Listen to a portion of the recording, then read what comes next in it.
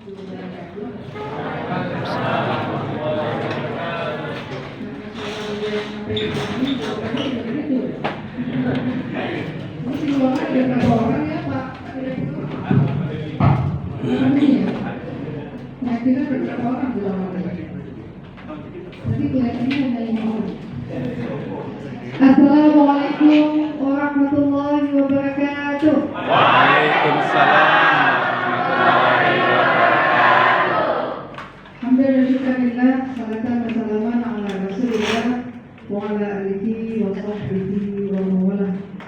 Raditu billahi rabba wa bil Islam dina wa bi Muhammadin nabiyya wa rasulah wa bil Qur'ani imama wa hakama wa bil qadari qiblatan wal muslimin wa muslimat ikhwan.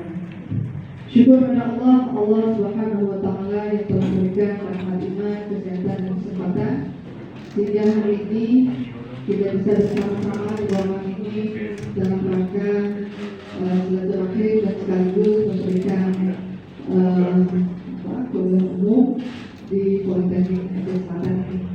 Dan selalu salam, mari sama-sama kita mohonkan kehadiran Allah Subhanahu wa taala agar hendaknya disampaikan kepada baginda Rasulullah Muhammad SAW serta keluarga dan sahabat beliau sekalian.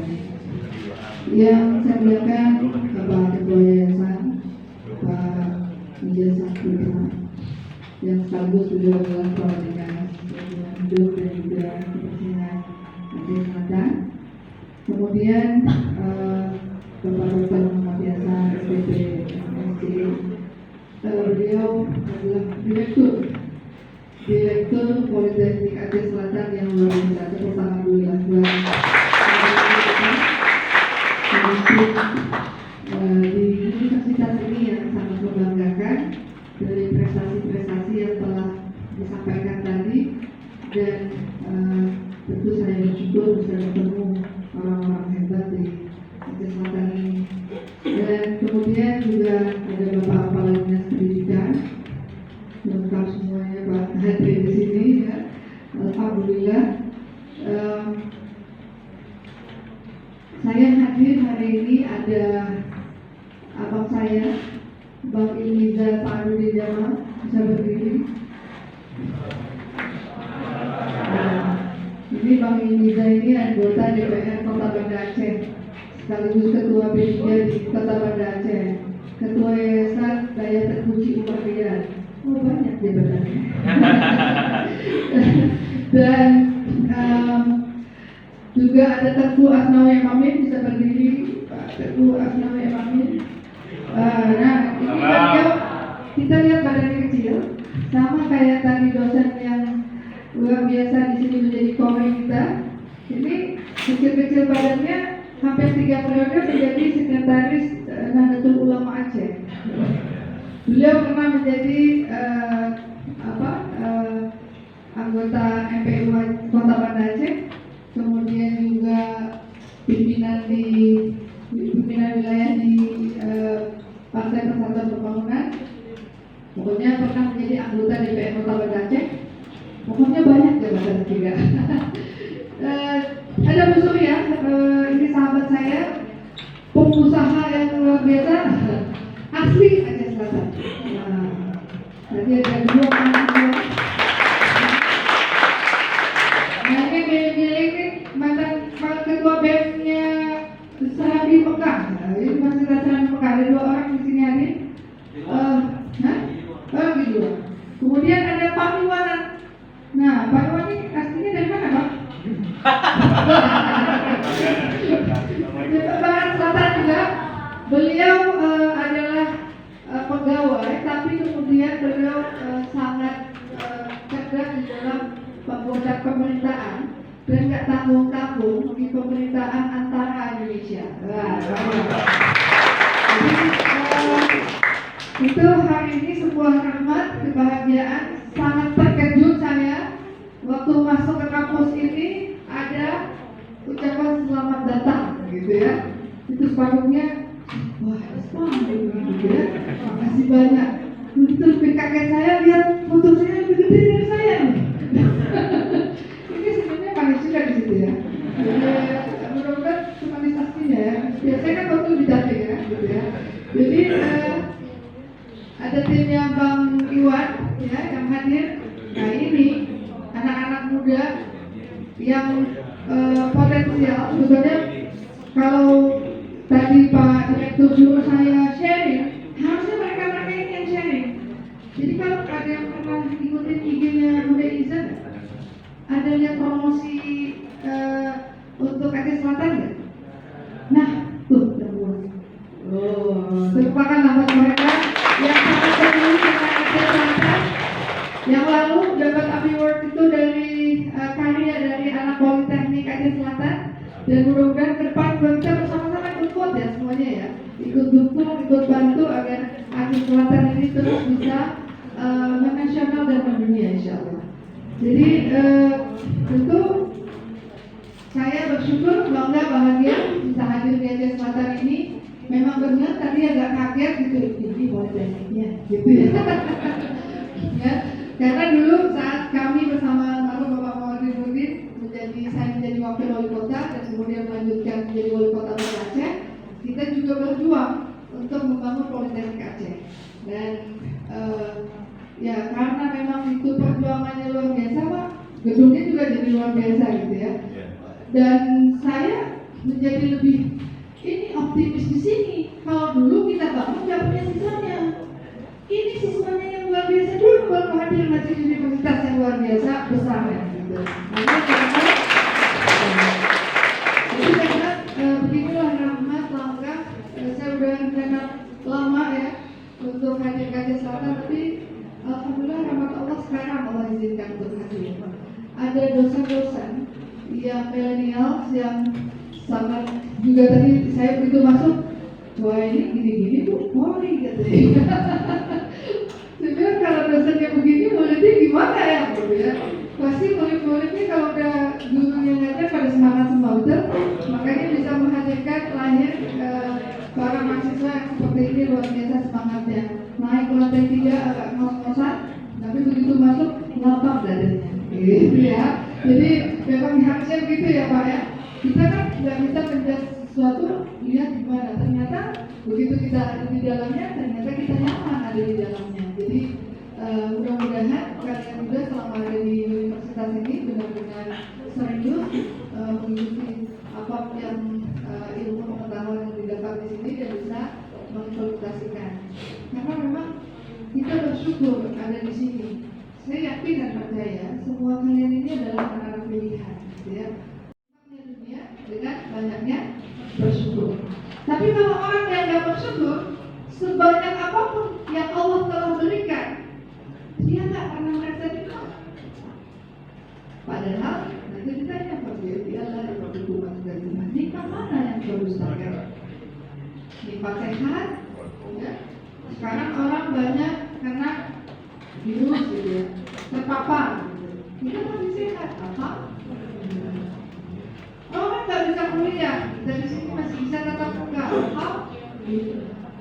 Walaupun dalam keterbatasan, tapi ada keleluasaan yang Allah masih berikan untuk kita. Kita masih bisa tahu, oh ternyata waktu dulu saya mau kuliah, pengennya libur. Tapi sekarang dikasih libur, pengennya kuliah. Emang hidupnya kebalik-balik, gitu. Dulu kan pengennya libur ya. Ada kan orang tuh begitu, besok hari apa ya? Oh ya, besok libur, alhamdulillah gitu. Ada kayak begitu. Hah? Nunggu 1 minggu gitu ya. Padahal dalam hidup itu justru ketika kita nggak bisa datang, justru astagfirullah bukan alhamdulillah. Jadi alhamdulillah mau liburnya, alhamdulillah senang, mau kuliahnya juga alhamdulillah gitu. Jangan kembali dulu yang lagi gitu ya. Terus begitu mau libur alhamdulillah gitu ya. Padahal semuanya harus alhamdulillah. Jadi hidup itu harus semangat. Nah, kalau hari ini tentang kepemimpinan, ada yang pernah kenal Iliza Sarsinya? Pernah dengar? Pernah. Di mana? Wali kota. 14. Ada yang ikut 12 ya? Makasih banyak ya. Ini semua karena kalian yang ke 12. Terus Allah kasih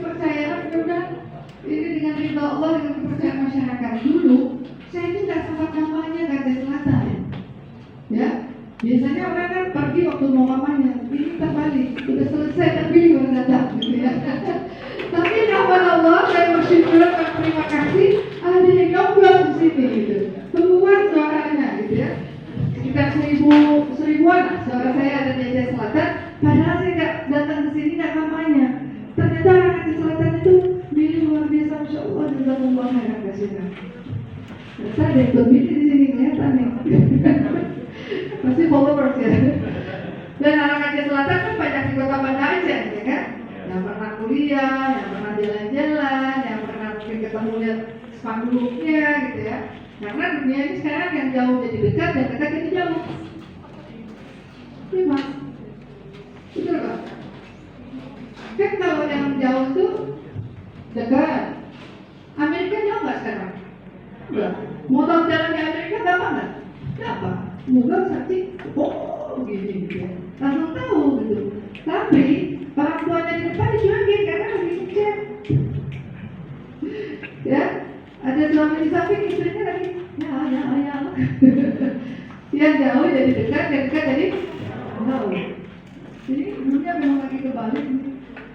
Udah akhir zaman ya. Nah, kalau yang pernah dengar ya saya, artinya memang saya bukan pakar tentang kepemimpinan gitu ya. Tapi pernah menjadi pemimpin. Sesungguhnya kita semua adalah pemimpin.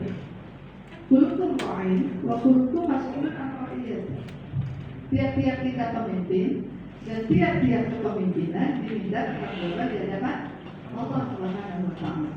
Sebetulnya hadis Bukhari Muslim ini diturunkan Allah sebetulnya untuk bapak-bapak nih, suami-suami gitu ya.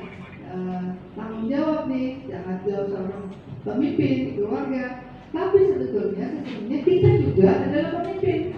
Karena waktu itu pernah ditanya, Bunda, gimana sih jadi susah nggak jadi wali kota? Ya, susah nggak? Sebetulnya menjadi pemimpin itu susah nggak? Oh enggak. Kalau jadi wali kota saya nggak susah. Saya pernah jadi ketua partai, susah nggak? Enggak susah. Kalau apalagi wali kota, tinggal ada kepala dinas ya, Pak Kadis. Saya ini susahnya memimpin diri sendiri. Itu tadi. Kadang-kadang kita nggak paham. Kita ini siapa, mau kemana kita, nggak ngerti. Hidup itu untuk apa, kita nggak paham. Padahal mana sahu, bapak tahu kenal siapa diri kita, kenal Allah Subhanahu wa taala. Kita tahu dari mana asal kita, mau kemana tujuan akhir kita. Jadi kalau udah tahu tujuan akhir itu ketemu Allah dengan husnul khotimah, maka kalau ditanya apa itu cerdas? Orang cerdas adalah orang yang ingin mati dan mempersiapkan kematian. Maka kalian harus cerdas. Untuk apa cerdas? Karena seluruh manusia ini, manusia yang paling baik adalah manusia yang paling bermanfaat bagi orang lain. Dengan apa? Ya dengan ilmunya, dia paham, dia mengerti. Maka akhirlah tingkat keikhlasan, ya, ketulusan, rasa sayang dan sebagainya. Nah ini kalau kita mau menjadi hamba Allah dan memimpin diri itu mudah nggak? Mimpin mulut aja jangan ngunjingin orang susah. Benar. Mimpin mata kita jangan melihat yang dilarang Allah dan Rasulullah. Ada yang buka handphone atau buka Facebook, terus diundang yang lain-lain, yang cowok-cowok pernah lihat nggak? Yang seksi-seksi ada di yang terlintas. Setelah terlintas, terlihat. Awalnya semua terlihat.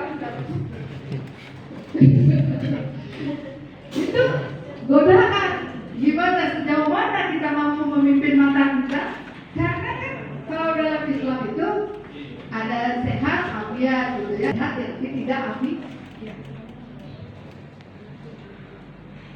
Sehat tapi tidak afiat. Makan halal tapi tidak thayyibah. Kita udah tahu nih, mudarat nih kalau kita makan.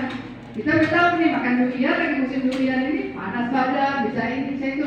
Tapi karena hawa nafsu kita makan, itu halal tapi tidak thayyibah. Nah, sekarang kita masuk ke kepemimpinan. Balik. Apa itu kepemimpinan di dalam Islam? Kalau kepemimpinan itu adalah amanah. Amanah. Pak Direktur dikasih amanah. Tapi harus ada yang dimiliki oleh Pak. Kalau dia nggak jujur, gimana? Bisa menyeleweng amanah. Kemudian dia diberi amanah, ya dapat dipercaya bahwa dia cerdas dan tidak transparan. Akuntabilitasnya jelas. Pengelolaan semua universitas dimanage dikelola dengan yayasan dan sebagainya itu secara baik. Nah ini kan kalau dalam Islam ini adalah syarat utama. Nah kemudian kita lanjut.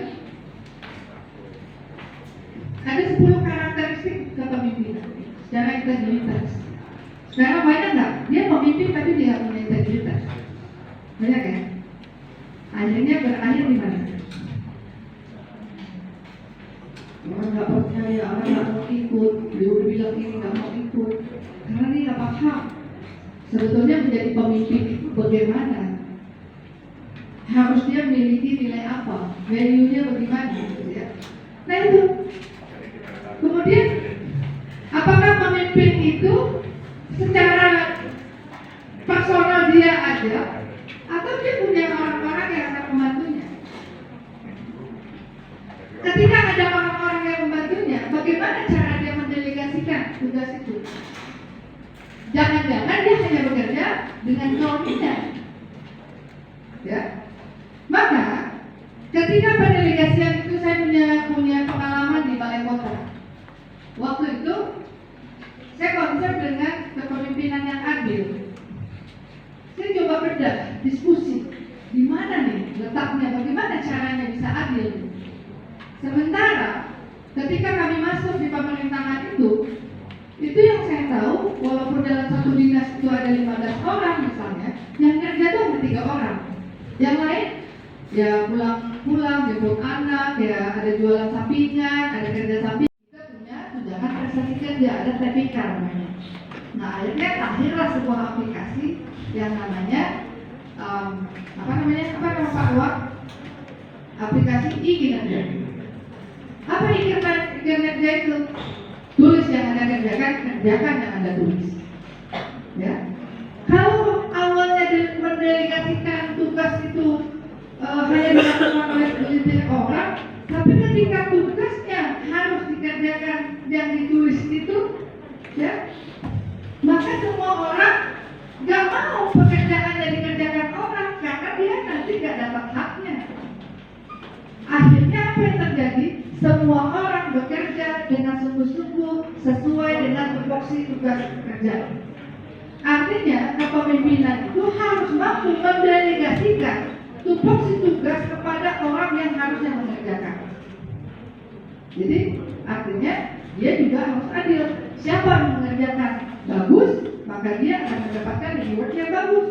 Ada grade A, B, C, dinilai, dilihat, dicek sama pimpinannya, benarkah kerjanya dan sebagainya. Maka orang gak cemburu lagi. Aku gak kerja, dia gak kerja, tapi aku dapetnya segini. Tapi kalau begini, akhirnya organisasi itu menjadi maju besar. Semua orang akan bisa melahirkan kerja yang maksimal. Nah kemudian adanya komunikasi yang baik. Kan kuncinya komunikasi. Kalau komunikasinya buruk gimana? Dosen kalau komunikasinya buruk, muridnya suka nggak? Mahasiswa suka nggak? Saya mau tanya, ya, Pak Kadis Pendidikan, saya mau tanya, Bapak pernah sekolah? Waktu di SD Bapak ada guru berapa orang? Ada ingat namanya? Masih? Siapa yang Bapak paling ingat? Ibu ini kenapa Bapak ingat sama ibu itu? Balik kelas? Oh, yang paling Bapak nggak suka?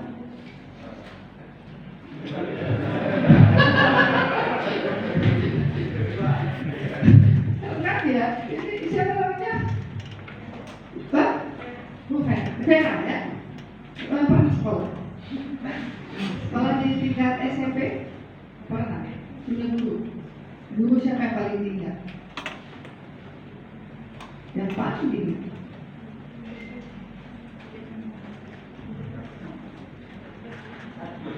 Satu aja. Masa beda-beda?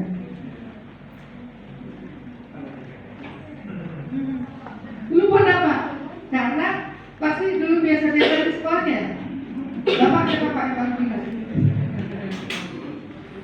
Kenapa? Rumah bukunya masih ada. Karena baik. Ya, Ustaz. Ya kan? Sesungguhnya bicara siapa? Ibunya. Kenapa ibunya? Sayang. Kenapa? Sebetulnya dicari adalah kasih sayang Allah. Kalau Allah nggak percaya sama pemimpin itu, nggak jadi dia pola komunikasi yang buruk. Kamu dari mana aja sih? Kenapa gini hari telat? Berdiri, angkat kakinya, tarik kupingnya. Ya, jadi pola komunikasi misalnya ada Pak Iwan tuh. Misalnya Pak Iwan ini staff saya dulu dia staff saya wali kota. Tapi saya kalau sama bawahan itu nggak berjarak. Jadi kalaupun saya udah nggak lagi, mereka panggil saya kakak, panggil siapa yang suka lah. Kalau dia salah, wah jangan gitu kan. Tapi kalau dia, wah bagus sekali tadi beritanya. Ya, begitu dia kita bilang apresiasi dengan apa yang sesungguhnya dia lakukan, dia akan melakukan kebaikan itu jauh lebih bermanfaat. Begitu ditegur, dia paham teguran itu keras, maka dia akan ingat, dia akan lakukan itu. Jadi reward punishment, komunikasi itu bagus. Kalau perlu hai, apa kabar? Oh bagus banget, ini disiplin banget ya hari ini datang. Kira-kira kalau komunikasi begitu, dosen begitu sama kalian senang? Ya, maka kalau jadi pemimpin begitu. Kalau suami-suami nanti jadi pemimpin sama istrinya, asin-asin dikit, aduh saya enak banget ya makanannya. Terus abang suapin ya, bikin suap, asin pokoknya. Aduh, langsung dia balik. Aduh sayang, maafin ya makanannya asin. Enggak kok enak kok, abang cocok ini. Jadi kalau tegurnya ini asin banget, kalau udah cari istri kalian aja. Di warung nggak makan yang enak gitu ya. Tapi kalau nanti bilang begitu cinta, gitu ya. Kita tahu.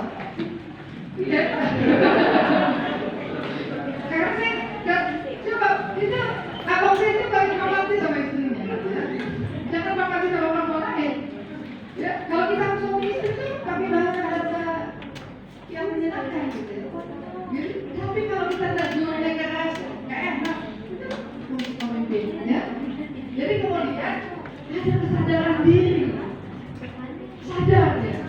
Kira-kira kalau kebijakan ini diambil, ini orang senang nggak? Ini Rasulullah cinta nggak? Ini kira-kira Allah senang apa enggak? Kita sadar. Kan kalau kita nggak sadar, gimana caranya kita memimpin? Kita sadar kemampuan kita. Kalau kita tahu sebetulnya manusia ini kan nggak ada yang kita amanah. Nggak ada yang memperoleh betul-betul pintar, nggak ada. Ketika dia menyadari dirinya itu pintar, di situ keborokan dia. Tapi kalau dia menyadari, nah ini kita akan bisa berkomunikasi, memanfaatkan orang di sekitar kita untuk membantu tugas kita bersama-sama. Kita sadar diri, kita manusia biasa, nggak ada yang luar biasa sama kita, ya. Tapi yang luar biasa kalau kita bisa memanfaatkan orang-orang yang luar biasa di sekitar kita. Kita tahu siapa diri kita mau kemana. Oh kita kalau mati itu gimana susah gitu. Jadi kita tahu, sadar.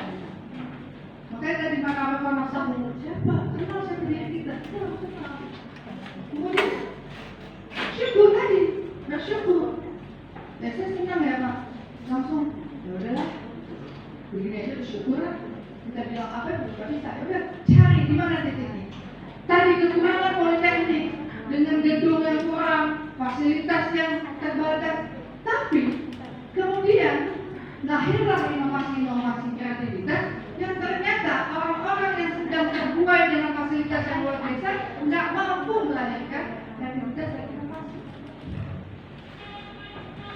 Maka bersyukur tadi, kesyukuran kita ketika lagi COVID begini, lahirlah aplikasi kerjasama dengan pemerintah, nggak mampu teknik lain, masyarakat terbantu, terpantau oleh penentu kebijakan orang-orang yang sedang terpapar COVID.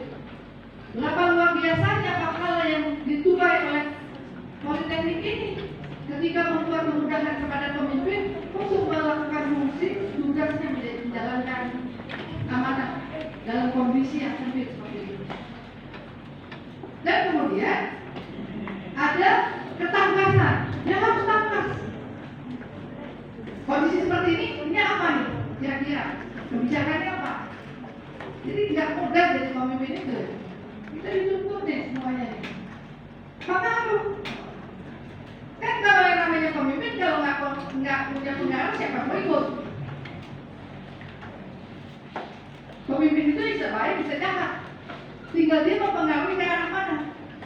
Pemimpin itu bukan duduk hanya satu jabatan, tapi seseorang personal yang mampu mempengaruhi banyak orang.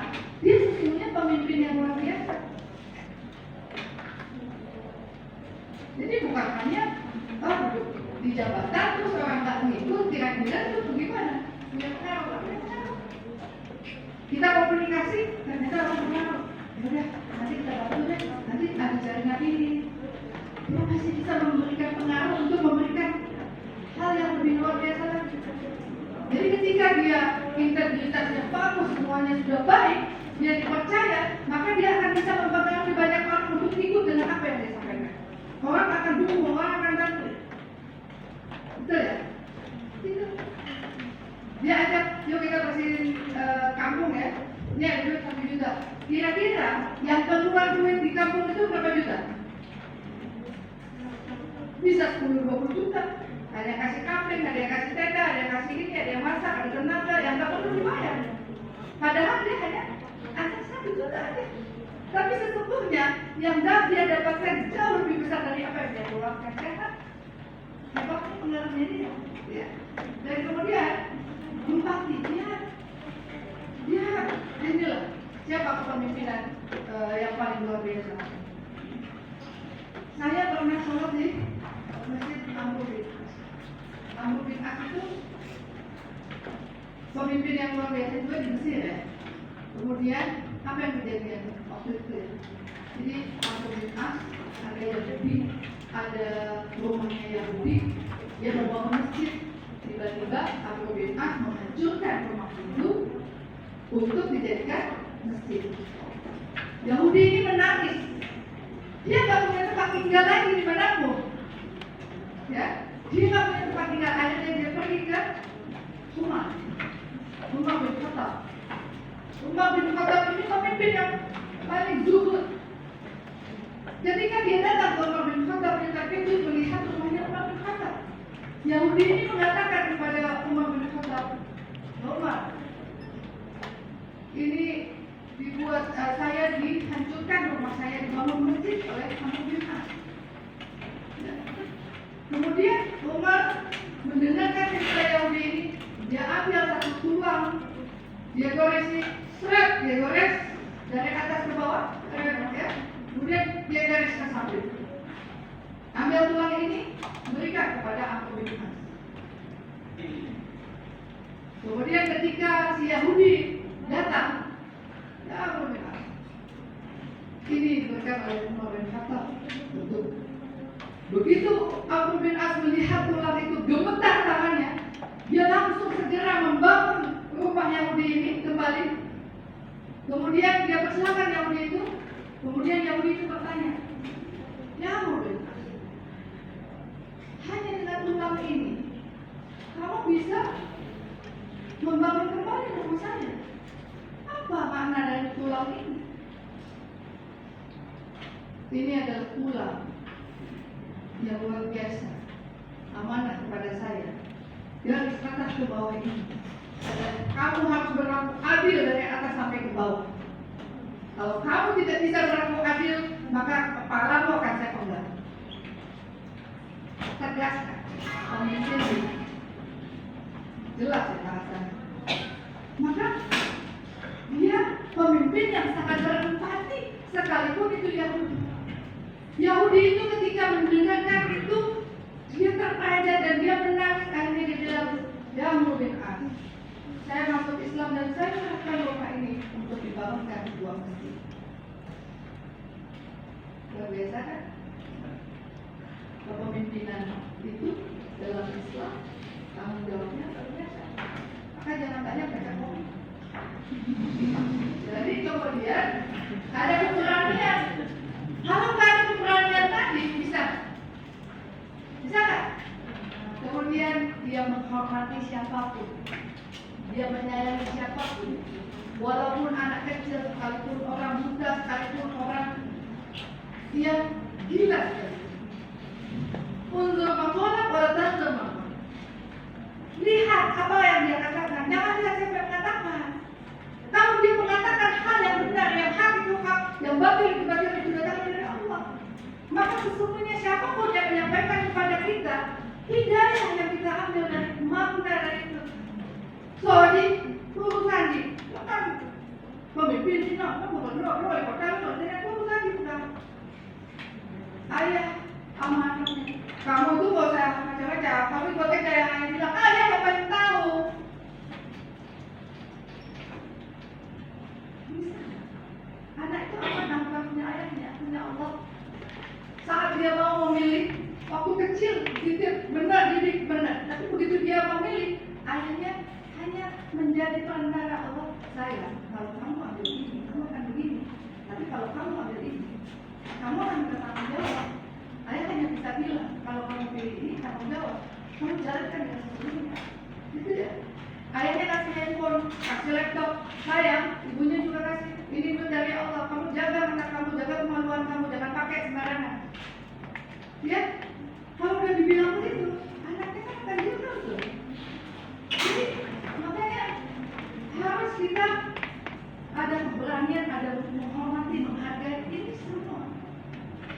Faktor kepemimpinan itu orang-orang yang seperti itu biasanya lebih kekal dibanding orang-orang yang mau jalan seenaknya, semaunya. Ya, jadi kayaknya dunia ini sempit. Padahal luas banget. Nah, lanjut. Nah ini karakter. Kemudian kepemimpinan era milenial. Milenial sih ada kalau ada kelompoknya sekarang udah Gen Z ya. Nanti udah lagi ya, udah macam ya.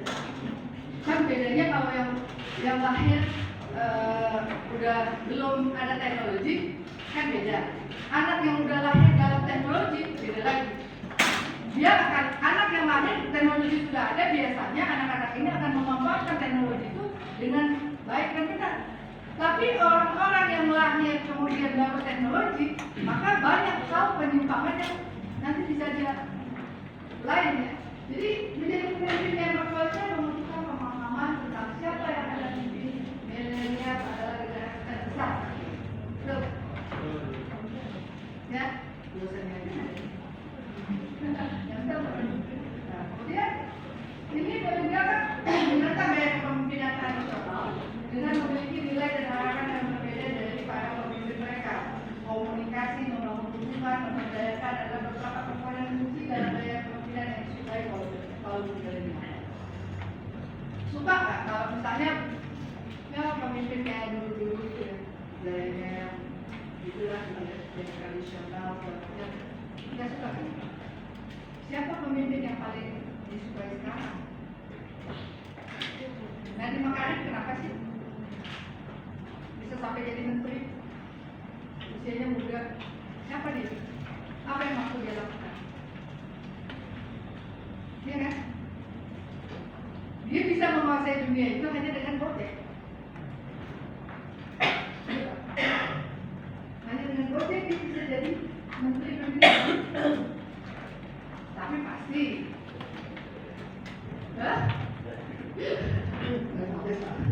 karena banyak. Kalau saya bilang protes, boleh protes sebelumnya. Kalau protes setelahnya, banyak. Nggak ada yang protes pasti. Dan proses dia jalani itu dia pendidikan. Walaupun mungkin dalam gaya kepemimpinan, dalam kebijakan-kebijakan ada yang disukai, ada yang tidak disukai. Ya, saya termasuk orang yang sering kritisi, gitu ya. Tapi dengan gaya kepemimpinan hari ini, gaya dia, ternyata yang suka sama dia itu ramai sekali. Ya.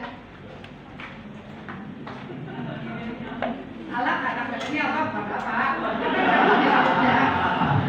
Bapak kan rambutnya berputih, Pak. Nanti kalau diput lebih benang mereka, Pak. Nah, era sekarang ditutup.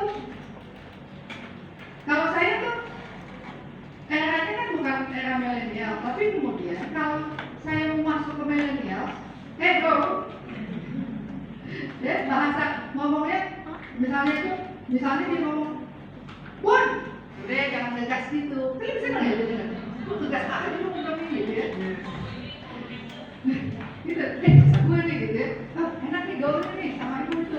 Padahal ketika kita masuk, banyak hal yang kita bisa kasih ke dia. Gitu. Kalau dia inovatif, ya kan? Kreatif, ya. Kan orang-orang, misalnya kita nih ustadz gitu ya. Terus ustadznya tawaduk gitu ya. Terus penampilannya ustadz banget. Dia kira ustadz sekarang gayanya macam-macam kan? Orang-orang hijab sekarang luar biasa kan? Terus banyak nggak yang ikut hijab dengan gaya baru itu?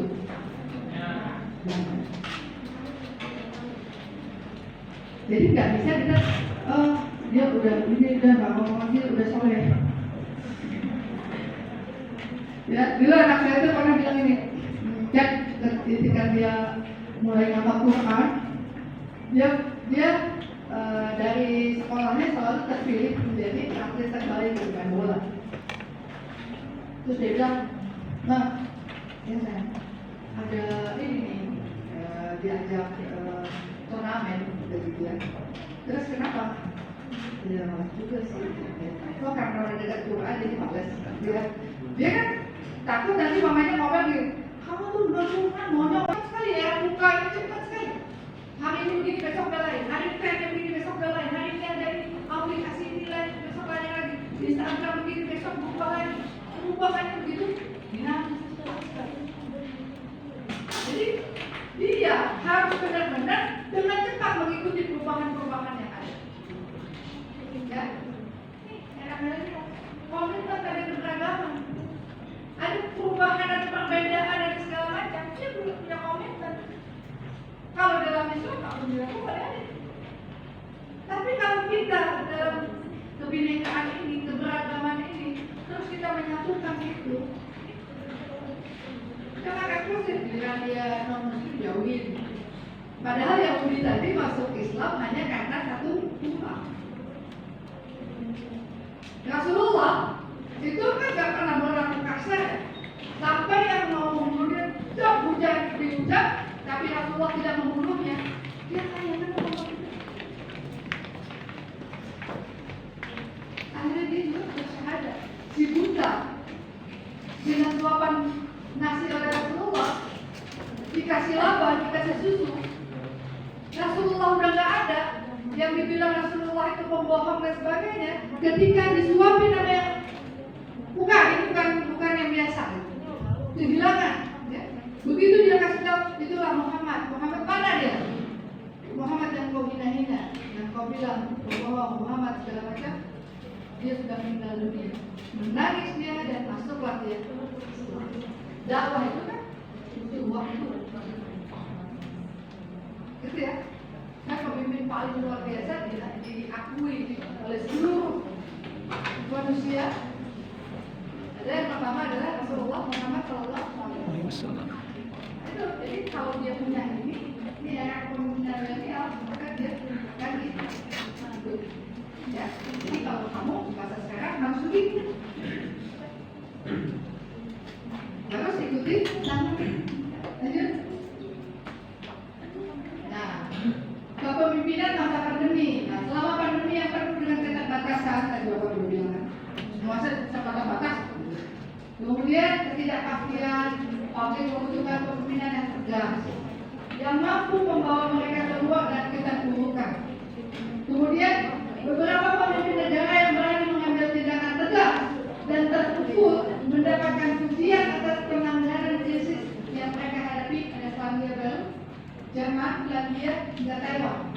Ketegasan pada masa pandemi tidak bisa dikaitkan dengan kekuatan dan sifat yang kulit. Banyak dari pemimpin yang sukses tersebut adalah kaum perempuan. Ya. Dari beberapa hasil survei terbaru, gaya kepemimpinan yang dibutuhkan pada masa pandemi adalah kecepatan, keterbukaan, kepedulian, kemauan memperbaiki kesalahan. Kira-kira ada yang pernah betul nggak? Hanya dalam waktu singkat, krisis COVID ini telah membawa perubahan hampir pada semua sektor kehidupan. Betul? Yang tadinya nggak bisa daring, akhirnya bisa daring. Yang anak-anak tadinya nggak begitu banyak aplikasi video dan sebagainya, ya akhirnya punya kemampuan. Kita era PowerPoint mau menghadapi itu dipaksa sama Allah kasih pandemi. Semua orang melek teknologi. Orang tua nggak paham hari ini bisa anaknya daring sampai tadinya nggak mengerti, nggak paham, terpaksa, dipaksa. Akhirnya, ya. Jadi pandemi ini memerlukan proses digitalisasi dan interaksi itu. Maka ada dan meningkatkan pesan secara mengejutkan. Nah, perkembangan perubahan teknologi ini menuntut kemampuan menyusun strategi praktik baru dari seorang pemimpin. Leadership, kepemimpinan, seorang pemimpin, kebijakan yang dia harus ambil dengan cepat. Kemudian, teknologi adalah sebuah komponen penting, bukan hanya sumber efisiensi yang kita pandang sebelumnya. Pemimpin juga harus mampu mengisi celah untuk memanfaatkan sumber daya manusia yang menguasai teknologi. Kemudian menyusun rencana penggunaan teknologi yang lebih maju, mempercepat riset, menumbuhkan iklim inovasi. Ini fungsi semuanya ada di universitas, ya kan? Jadi dengan adanya percepatan, dia melakukan kajian-kajian, kemudian hasil kajian itu akan lahirlah. Jadi di sini menjadi laboratorium inovasi. Ya. Politeknik Teknik Selatan menjadi laboratorium inovasi. Inovasi-inovasi yang dilakukan di masa pandemi apa aja? Ternyata di sini orang belajar berapa? Ya kan? Dulu saya nggak bisa belajar online, walaupun sampai sekarang saya nggak suka belajar online. Tapi ketika memang membutuhkan, itu udah ada pilihan. Nah tadi Pak Direktur bilang kita sih sempat daring, tapi kemudian akhirnya kita itu juga kebijakan yang cepat. Kalau di sini pandeminya anak-anaknya nggak ada yang apa-apa, kenapa harus? Awalnya masker itu hanya dipakai bagi orang yang sakit, tapi sekarang karena memang ketidakdisiplinan tadi, karena tadi ada kebijakan yang ragu-ragu, awalnya kok disampaikan pakai masker ya bagi yang sakit, tiba-tiba sudah ya. Jadi ya ini akhirnya semuanya harus merasakan gara-gara gila seperti pusat susu. Satu kebijakan salah yang menanggung semua siapa?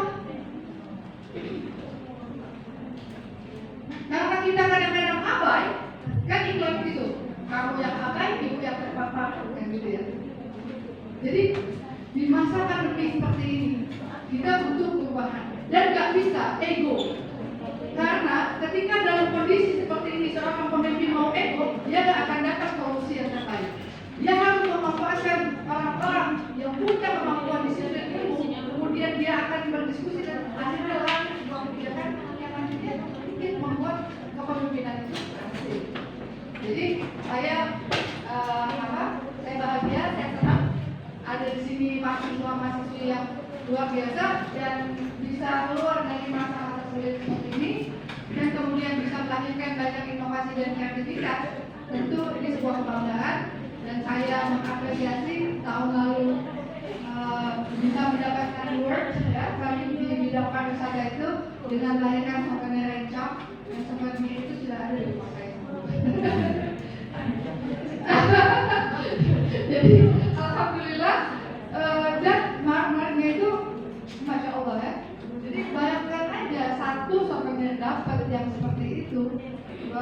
biasa, gitu ya. Dan itu diapresiasi oleh dunia. Jadi satu-satunya padahal apa ya? Aplikasinya rencong. Rencong itu dibuat dari ya, batu marmer. Akhirnya begitu dia marmer, ini marmernya dari mana? Aceh Selatan. Banyak marmer dari Aceh Selatan, banyak datang. Ya, para pelaku usaha yang akan bekerja sama dengan Aceh Selatan, ya Pak. Duitnya saya datang. Nah ini saya datang tentu saja. Nah setiap kali ada pemimpin dan tiap-tiap pemimpin diminta bertanggung jawab. Betul ya? Oke. Karena ini waktu sudah selesai belum? Sudah. Waktu saya sudah selesai. Ini pun sudah selesai. Kalau pura-pura karena saya bukan pakar ya nanti cari aja di buku lagi. Tapi sebetulnya ada hal nanti dalam gaya kepemimpinan itu yang paling cocok di era sekarang ini. Saya coba pelajari itu dari cari juga ada sistem kepemimpinan sekarang dan dari Harvard dan sebagainya. Mereka menggunakan mental leader, mental shift kepemimpinan. Jadi mental leader ini itu yang paling cocok dengan era sekarang. Nanti searching di Google mental leader itu apa dan bagaimana nanti dipelajari, gitu ya. Jadi karena memang waktunya sangat terbatas, saya akhiri. Terima kasih atas waktu dan kesempatan yang telah diberikan. Mudah-mudahan kita bisa ketemu lagi, ya. Saya membidani pendidikan, kepariwisataan, pemuda olahraga, kemudian perpustakaan nasional, sekarang juga riset masuk di Komisi 10. Jadi kalau ada yang mau tanya-tanya dan sebagainya silakan saja. Saya maksudnya juga ke sana. Kalau ada hal yang ingin disampaikan dari beberapa aspirasi yang ingin disampaikan, saya katakan siap, kita akan berjuang sama-sama. Mudah-mudahan Politeknik Aceh Selatan ini bisa dibentukkan dan lahannya sangat luas yang sudah disiapkan oleh Pak Bupati, ada sekitar 5 hektar, bahkan mungkin ada tambah 5 hektar lagi, karena perkuliahan sekolah vokasi itu menjadi fokusnya pemerintah Indonesia saat ini, di mana pendidikan vokasi ini nanti kan link Indonesia dengan dunia usaha dunia industri, dan kemudian magang dan sebagainya nanti silakan aja Pak, kalau ada yang magang dan sebagainya, dan kita coba komunikasikan apa hal yang perlu kita koordinasikan. Insya Allah saya akan bisa menjadi seorang untuk itu. Jadi sekali lagi terima kasih.